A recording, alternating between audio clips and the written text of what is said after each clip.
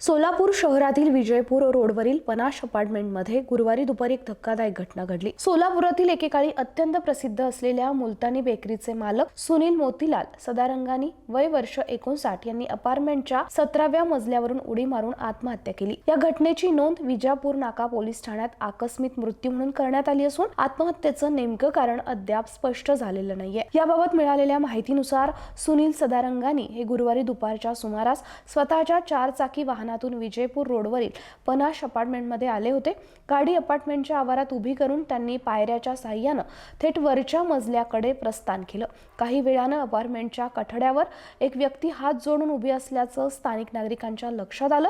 त्यांनी तात्काळ ही बाब सुरक्षा रक्षकाच्या निदर्शनास आणून दिली। सुरक्षा रक्षकानं सदारंगानी यांना खाली आणलं, मात्र चावीवरच राहण्याचा बहाणा करून ते पुन्हा वर गेले आणि काही क्षणांनी त्यांनी उडी घेतल्याची घटना घडली। या संपूर्ण प्रकरणाची नोंद सीसीटीव्ही कॅमेऱ्यात झाली असून संबंधित व्हिडिओ सोशल मीडियावर व्हायरल होतोय। या घटनेत सुनील सदारंगानी यांचा जागीच मृत्यू झाल्याचं डॉक्टरांनी स्पष्ट केलं। घटनेची माहिती मिळताच विजापूर नाका पोलीस ठाण्याचे वरिष्ठ पोलीस निरीक्षक दादासाहेब गायकवाड यांनी घटनास्थळी भेट दिली आहे।